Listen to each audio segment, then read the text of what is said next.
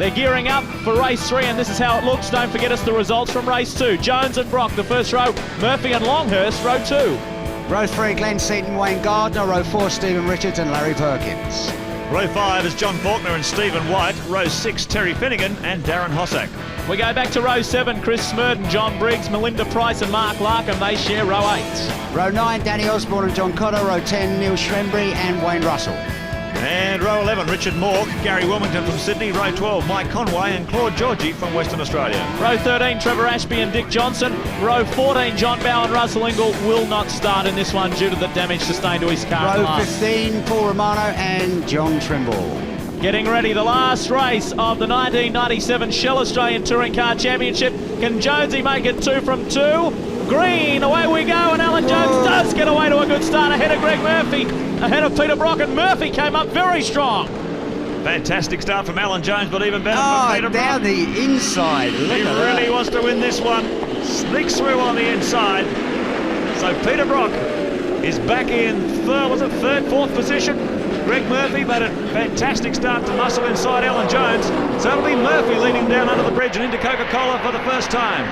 Down tight, hard it is. Look at Gardner getting sandwiched there in between Stephen Richards and Peter Brock. He goes out wide. Brock slipped through on the inside. Longhurst is up there behind Seaton. Then it's Brock, then Gardner. Then we pick up Larry Perkins. Stephen White's up there.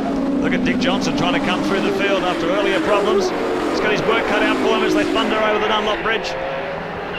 And down toward Momo Corner for the first time. Greg Murphy in control. He's having a good day. A lot of smoke coming there from the Holden Young Lions entry, Stephen White. Dick Johnson just slips up the inside there. As we go on board, the Mobile HRT Commodore of Peter Brock. Last time we'll do it here at Oran Park. Down into Recaro Speedline Corner, hard on the brakes, right up on the back of Tony Longhurst. The windscreen's O'Brien view from the front of Brocky's car.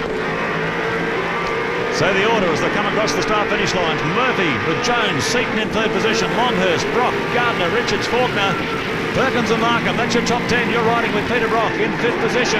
His teammate Greg Murphy made a blinder. Brock got a little bit boxed in, so he's back in fifth with a lot of work to do.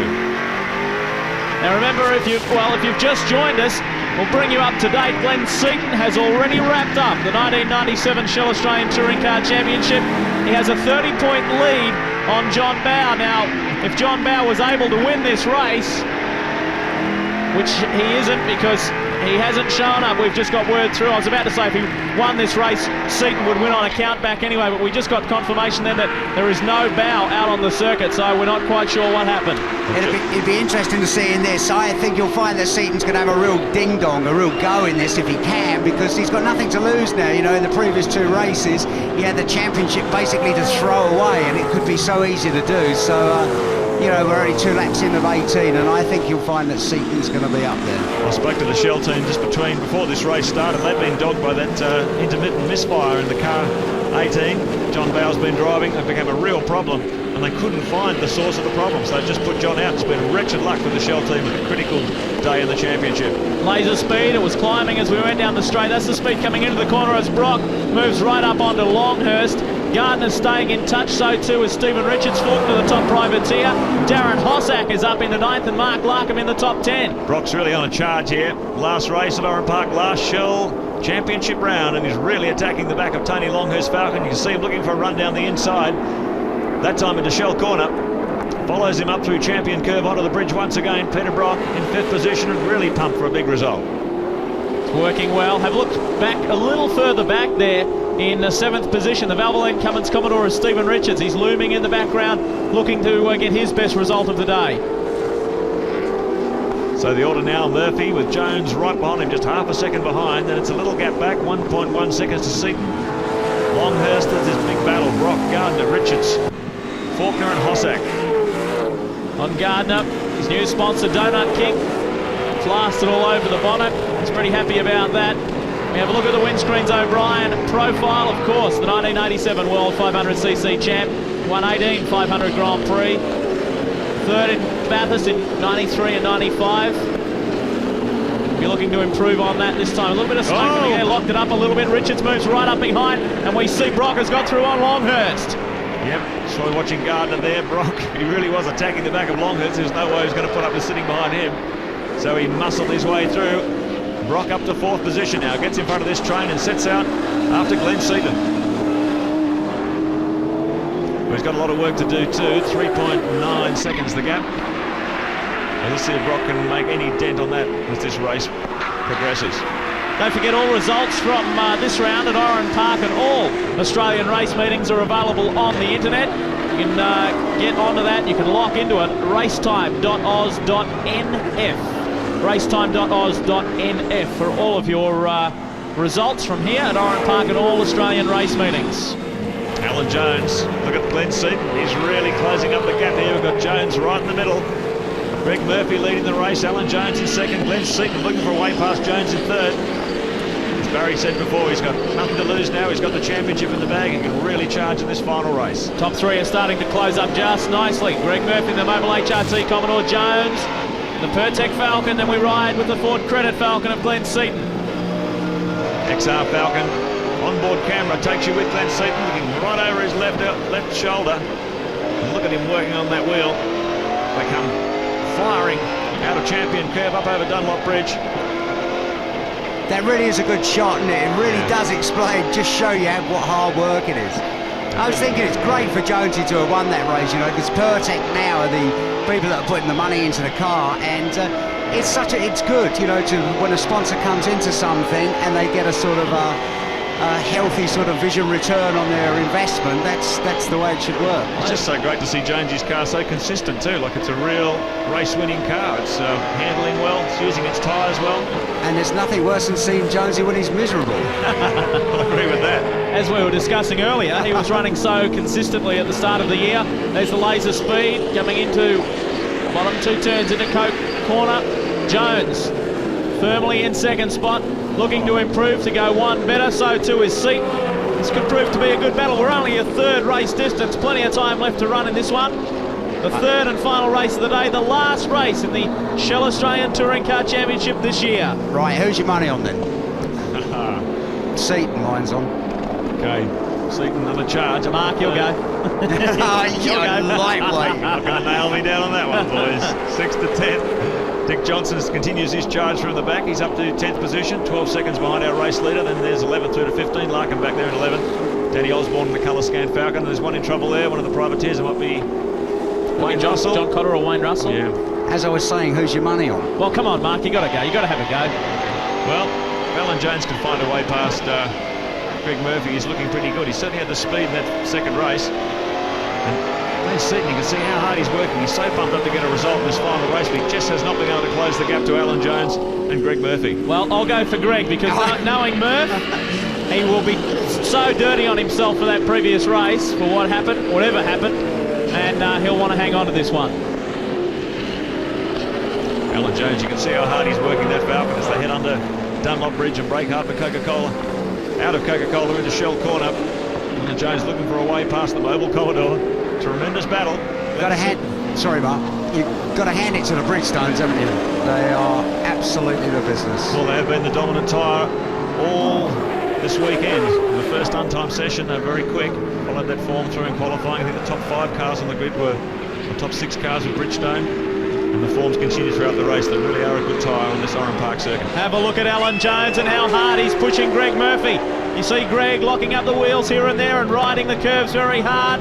He knows he's got a real race on his hands here, and so too does Jones, because he's got to keep an eye on Glenn Seaton down into Recaro speed line again, getting ready to clock 1 more lap up. We'll move on to lap 8 of 18 still.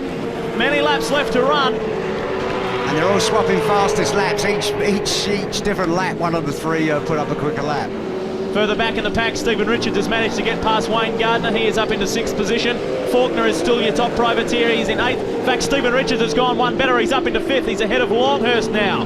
Johnson back in 9th, and Hossack rounding out the top 10. It's a tremendous battle for 1st, 2nd and 3rd position. We go back on board with Glenn Seaton and the Ford Credit Falcon. As he gives it everything, accelerating in now, bang, hard on the brakes. Just really muscling the nose of that car into the apex. Tries to get some traction out there. Look how close Jones is to the back of Murphy's tail. We've just got confirmation from our statistician Nigel Greenway that if Greg Murphy wins this race, he wins the day. If AJ wins the race, he wins the day. So it's on. And if they finish in their current positions, Murphy will still win, because he was the better placed man in the 3rd heat. So Very, very close competitive stuff at the end of the season, just showing the strength of V8 Supercar in 1997. Talking about close, Longhurst, Gardner, Faulkner. Faulkner will be keen to get up here and mix it with these two guys. Longhurst and Gardner. The Yokohamas haven't gone too bad today around Oran Park. No, gone really good when you think about it, because there's only really two cars running them, if you like, to develop the tyres. And you know, when one of those cars in the shape of Gardner's been out for a few races, then they haven't had any kind of track time to sort of develop their tyre. Well, John Faulkner will be looking for a big end of year, you could say, with the endurance races coming up, the Sandown 500 and the Australian 1000. He secured the services of Wyn Percy for the Australian 1000 Classic on October 18 and 19. As we all know, Wyn Percy, a very experienced driver around Mount Panorama. Keep in mind too that there's 4 Bridgestone shop cars ahead of him. 5 in fact. Murphy's, Jones, Seaton, Brock and Richards, they're all on Bridgestones. Longhurst and Gardner, the first of the Yokohama cars. So it has been a good performance from them at the critical end of the season. Let's have a look further up the field. This is the battle for the lead, 1, 2 and 3. Murphy still hanging on from Jones. We ride shotgun with Glenn Seaton, the newly crowned Shell Australian Touring Car Champion, the second one of his career. There'll be some celebrating tonight in the Ford Credit team. Oh boy, I've seen the boys down in the workshop. Tony Murphy wasn't quite sure after that second race whether they'd run the championship. He may have had a 30-point lead over Bow, and even if Bow had started in this race, he would have won it on countback because he's won the most races of the season, and that really does mean he's a deserving champion. I really like that camera shot just there, Mark. We just saw it. Shows the big crowd here, some 42,000 approximately, the crowd that's piled in here to Oran Park today. AJ's certainly got his thing sorted out now, because when we were looking at that onboard shot from Seaton's car, you could see that AJ's thing gets the board. AJ and his thing get the power down better out of the corner than Glenn's thing at the moment. Oh, you see AJ with the wheels in there, both wheels in there. That was the trouble. He just had no balance in the car early in the season, and only took a few laps before he just fried those rear tyres. But now the car obviously far better balanced and using its rubber particularly well. Jones, a very aggressive racer, and the car is living up to his expectations. Look how close he is to Murphy here. HRT, the benchmark, and Jones very, very competitive. Keeping your money on Glenn, Baz? Well, I was the one that fronted first. I noticed Mark still hasn't really done it yet. Yeah, he said Jones. Give me a break. Yeah. So Murphy holds this lead. Jones has not been able to capitalise. Each of these 3 drivers looking for the guy to make a mistake. It's good with this shot because you can see what I was talking. Look at the crowd there. Unbelievable. They come onto the main straight. This is lap 12 of 18. We're running them down now. There is only 7 laps left to run. And there we go. So I was mentioning to you earlier on, all the results from Oran Park here today. Oh, AJ! All around Australia, all results. You can get it on the internet, racetime.oz.nf. You get the feeling he's really going to have a go down there one of these laps. Oh, like this one. He's really getting very, very close to Murphy. He was almost into his rear door there. So he's going a little bit deeper. And you can find the Komatsu Ford right alongside him. I think you'll find, if you look on the front of AJ's car, just behind the light on the left-hand side, there's a white mark there, and it looks as if AJ might have a little touch there. You see just behind the headlight there on the left. We were mentioning earlier that Stephen White, there was quite a bit of smoke coming from the Holden Young Lions car. Stephen's dropped right back to something like 24th position. He was running in the top 10, so that's a shame for young Stephen. He was going so well. Perkins is back in 11th. It hasn't been a day for the Castrol Commodores, that's for sure. I reckon AJ's going to have it at the end of the straight. Where you go around that left-hander, if he gets a good sort of good run into that, down, not really close enough, down round this left-hand bit and then down the little hill, and he's not quite close enough. This seems to be the place where AJ likes. You see how much ground he makes there. Yeah. All the pressure on Greg Murphy. Alan Jones, the challenger, looking for his second win of the year. Come in the same day. Picked up his first win in this 97 season. Well, race 2 today. Can he make it his second win of the season in this one? Murphy would be heading for win number 7. I just hope for Glenn Seaton's sake this luck can continue for him when he gets to Mount Panorama in October. Really has been a fortunate day for him. His 2 main competitors have hit trouble. fortune has smiled on Glenn Seaton. Let's hope it continues so he can win that much-wanted Bathurst victory. Good battle further back in the pack. Here we have Longhurst, Gardner. And we go back to John Faulkner. We pick up Dick Johnson starting to tag on now as well. Stevie Richards is closing the gap to Peter Brock in 4th position. So some battles really heating up as we count them down toward the checkered flag. And Greg Murphy! What did he do? Well, you take your eyes off it for a second. And Murphy, whether he cracked under pressure or whether there was a collision, we don't know at this stage. But whatever, the result is that Alan Jones and Glenn Seaton have ducked through. Just Murphy saw back to 3rd position. Mark, I just saw the side. Oh, Jones is gone! I was just about to say, I saw Alan Jones's mirror on the right-hand side. It was broken and just dangling. Now he's run off as well, so whether they've come in contact, and Baz, your money's looking good. I was going to say, he just played with the end chaps. Oh, look, I don't believe it. No, that was a shame. That's obviously, as you say, Lee, there's been a bit of biff baff Bit of a tangle there. Alan Jones looked like he was going to have a go. He was setting him up. He was looking at him for a few laps. He obviously had a big dive down into the Recaro corner coming onto the main straight. Let's have a look at the Shell Helix replay. This is the in-car shot from AJ Glenn up the Seaton. inside. Yes, up the inside, a little bit of a touch. And Well, he had a go. Collision between the Mobile Commodore and the Komatsu Ford. And Glenn says, thank you very much. Jones is out. boy. That is a real shame for AJ. He'll be disappointed with that.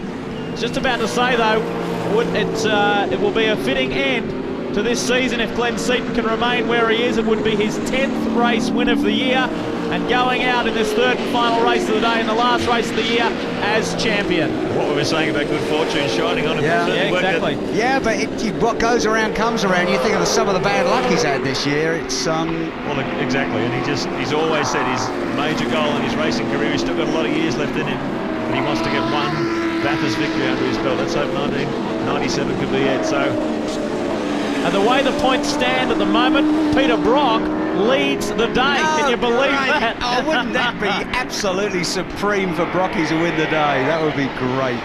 Our man with the maths, Nigel Greenway, is just working overtime here at the moment. He's going frantic with all these positional changes. So Peter Brock leads the day's points at the moment and could win this 10th and final round. well, he's pretty good at making the fairy tales come through. Isn't he? Exactly. There's the man of the moment at work, hard at work. We were mentioning earlier that he and Bev, his wife, did a couple of laps around the Oran Park circuit in the back of a Holden Ute, waved to the crowd. The cheers were just amazing. They had a lovely song playing over the public address system. Well, it's going to be an emotional moment, this last few laps of Oran Park. It's the last time we'll see Peter Brock in action after a fantastic 30-year career. Many Australian Touring Car Championships he competed in. And this is the last time they'll see him at Oran Park. But keep in mind, still a Sandown 500 and the Australian 1000 Classic. Do you remember what I was saying a couple of hours ago, Barry, when I said if he wins the day here, they'll tear the joint apart? Well, I can believe it. You know, it's total Brock mania here at the moment. And, well, during the two races, the last race, rather, and this one, is I don't know where he finds the time. Good to see Stephen Richards has moved up into 3rd position. It's Seaton, Murphy, Richards now. We're watching Peter Brock in 4th position. It's still Longhurst and Gardner. Faulkner's up to 7th, Johnson 8th. Larkham's come into the top 10 in 9, and so too is Larry Perkins. He is in 10th position. Well, there's no doubt about the Gary Rogers Motorsport crew. They're doing a great job. Stevie Richards up to 3rd position in the Valvoline Commodore. The flags have already started waving at the front of our commentary box. The crowd are going to go nuts. I'm sure they know Brock could be the overall winner here. 2 laps to go if he brings it home. Round into the main straight. He's just got to keep on cruising round and take it easy. There's no pressure on that 4th position. Oh, what's happened here? It's got some debris or something hanging underneath the car. Oh, boy. Now, is that from a collision? I'm not sure. Looks like it might be damaged bodywork. We'll try and get a closer look at that. It is No, it looks like something else underneath, is it? I don't know. It does look like he's picked something up, but No, it is his bodywork, yeah. He's off. He's off. Oh well, not all fairy tales work. Oh, what has happened here? That is a real shame. Oh, We're trying to work out what has gone on, but Peter Brock has just lost a lot of positions. The way that sort of lower spoiler on the side is broken off. It looks like he's run over something rather than someone hit him. Well, there's been no one that's been near him. Yeah, the cost of some debris or something on the circuit. It's done a lot of damage to the car. We're riding with Glenn Seaton. Meanwhile, what a shame for Peter Brock, but no such sad stories for Glenn Seaton. XR Falcon onboard camera takes you on the last lap around Oran Park. Here's your new 1997 Shell Australian Touring Car Champion, Glenn Seaton. And he's only got one more lap. He's enjoying that. I was going to say, pretty frantically. I bet that shot gives his dentist a nightmare. Well, we've seen Glenn on many occasions. He likes to talk himself around the track in qualifying, during the race. He'd be just saying, come on, come on. He's already got it in the bag, but this is a great way to go out on season 97. The Shell Australian Touring Car Championship as the champ, as the new champ, and winning the final race. He's only half a lap from home. He's heading down onto the back part of the Oran Park circuit. And you can listen to the cheers of the crowd. They know he is the man. He's the champ for 97. He's only got one more corner left to run. He comes down into Recaro Speedline. Murphy's in the background there. But what a day, what a year for this guy. It's just the one car, it's a small team. They worked so hard. Well done, Glenn Seaton. He wins race 3 and the 97 Shell Australian Touring Car Championship. Oh, well, you can see that grin from ear to ear. It's been a hard year. Glenn, Tony Murphy and the boys at the Ford Credit Racing team had some misfortune. We saw him run off the road at Lakeside. Did the same thing at Barbagallo a few weeks later. Looked like it was all turning sour for him, but look at Murphy giving him the thumbs up. Well done, Glenn. That was a shame for Murph. That would have been interesting. Here's Peter Brock still battling with the car. He's finished. He's making his way around now. He's coming down towards the checkered flag. Well, it almost came through. Lost a lot of positions, and unfortunately that will cost him the win here today. But that won't change the crowd's opinion. No, there's no doubt about that. What a day. Well, let's check the final placings for you. Glenn Seaton in for the win. That is so good. Greg Murphy in for second. Stephen Richards third. That's a good result for Stevie. Tony Longhurst and John Faulkner was the top privateer in fifth. Wayne Gardner, Dick Johnson, Mark Larkham, Larry Perkins, and good work Chris Smurden. He gets in there for 10. Don't go away. We'll be back and wrap things up for the final round here at Oran Park.